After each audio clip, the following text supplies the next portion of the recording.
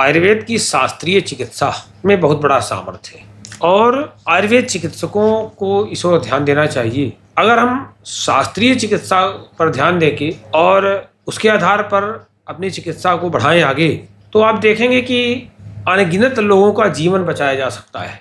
उन्हें डायलिसिस से बचाया जा सकता है, उन्हें और भी तमाम समस्याओं से बचाया जा सकता है, घर द्वार बिकने से बचाया जा सकता है। अभी हमारे पास हैं सचिन कुमार गुप्ता जी। तो ये कहाँ से हैं सचिन?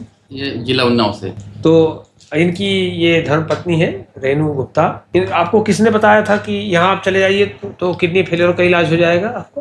कानपुर के भगवान शंकर गुप्ता जी। हाँ, भगवान शंकर गुप्ता का हमने पिछले साल इलाज किया था। हाँ, वो बढ़िया है।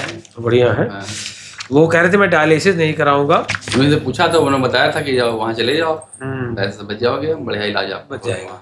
देखेंगे कि 244.4 यूरिया था जब हमारे यहाँ आए और क्रेटिनाइन था 17.5। और इस स्टेज में एलोपैथ में एक क्षण नहीं रोकेंगे, तुरंत इमरजेंसी, तुरंत डायलिसिस। हाँ, तुरंत डायलिसिस बताए थे, करा वो करेंगे ना, कह रहे थे तुरंत। लेकिन एक भगवान शंकर गुप्ता कानपुर के थे, वो पिछले वर्ष ठीक हुए थे। वो शायद आपको लेकर के भी तो आए थे, वही लेकर आए थे। साथी आए थे, वो पीछे साथी आए थे आप उनके। हमने चिकित्सा प्रारंभ किया और ये सबसे बड़ी बात है इनकी कि दोनों ये पति पत्नी बहुत पॉजिटिव है। एक तो चिंता नहीं करते, दूसरी चीज क्या है कि ये आस्तिक है, धार्मिक भावना युक्त है। दोनों जप करते हैं और इसको और बढ़ा देंगे, क्योंकि देवव्यपाश्रय चिकित्सा का एक अपने आप में बहुत बड़ा महत्व है। उससे अपने आप चिकित्सीय लाभ मिलना शुरू हो जाते हैं। तो 244.4 यूरिया और 17.5 क्रेटिनाइन। जब हमने जांच कराई तो एक हफ्ते में रिजल्ट आ गया 17.1 और यूरिया घट के 223 हो गया। फिर हमने 11 जनवरी को जांच कराई तो 212 यूरिया हो गया और क्रेटिनाइन 16.5, फिर 16 हो गया क्रेटिनाइन, 210 यूरिया हो गया। फास्फोरस भी आपका बहुत बढ़ा था, वो भी घटने लगा, 5.8 था। और सोडियम आपका बहुत कम था, 132.8, वो धीरे धीरे बढ़ने लगा। नमक तो नहीं देते रहे हम खाने के लिए, लेकिन देखिए बिना नमक खाए हुए भी आपको सोडियम बढ़ने लगा। क्योंकि शरीर का जो व्यवस्था है वो मेटाबॉलिज्म है, चयापचय प्रणाली है, वो अपने आप सारे तत्वों को बराबर बनाती रहती है। अगर शरीर आपका ठीक हो जाए, शरीर की क्रियाएं ठीक हो जाए। फिर 21 जनवरी को जांच कराई तो 15.4 हो गया और यूरिया घट के 172.4 हो गया। क्यों क्यों बेटा जी? और आज ये हमारे यहाँ से डिस्चार्ज हो रहे हैं लगभग 1 महीने बाद। 1 महीने यहाँ रहे पंचकर्म में। तो आज यूरिया 170.4 और क्रेटिनाइन 14.7 यानी 14.7। सोडियम जब ये आए थे तो 132 था, आज 136.9 यानी बैलेंस में। फास्फोरस 5.8 था, वो 5.5। पोटेशियम 5.6 था, आज 4.8 है नॉर्मल। कैल्शियम 8.1 था, 8.7 है। अलग से कोई कैल्शियम वगैरह की चीजें नहीं दी गई। तो ये हम आयुर्वेद चिकित्सकों को, देश के आयुर्वेद चिकित्सकों को उत्साहित करने के लिए ये वीडियो बना रहे हैं ताकि आप तक बात पहुंचे। इनकी जो है किडनी पॉलीसिस्टिक किडनी है, किडनी इलार्ज है, बढ़ी हुई थी। उस समय जब आप आए तो क्या क्या समस्याएं थी आपकी?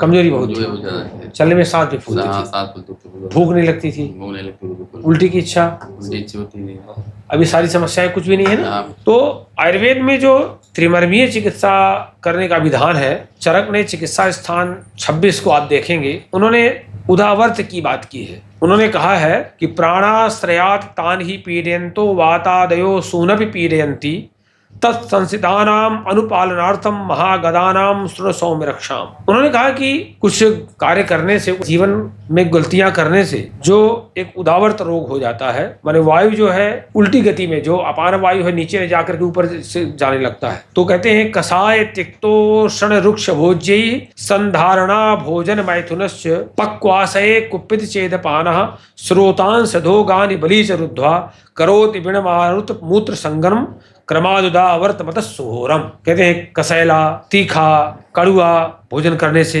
मल मूत्र भूख प्यास नींद काम करे चले जा रहे हैं, इनको रोके हुए। चाय कॉफी बहुत पी रहे हैं, समय पर भोजन नहीं कर रहे हैं, ब्रह्मचर्य का सही ढंग से पालन नहीं कर रहे हैं। तो इन सब कारणों से जो व्यक्ति की पक्वाशय में स्थित अपान वायु है वो कुपित हो जाती है और वो वायु कुपित होकर के मल मूत्रवाह स्रोतों को रोक देती है और इससे उदावर्त रोग पैदा होता है।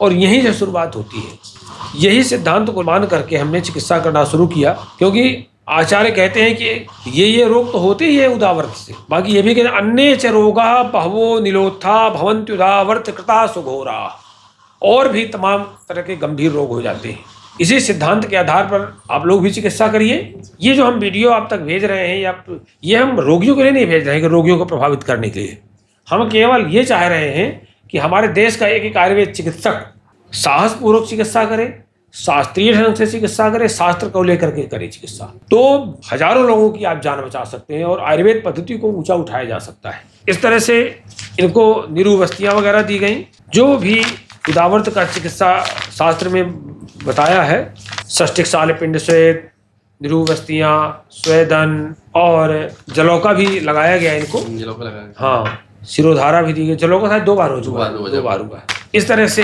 रिजल्ट आने लगा।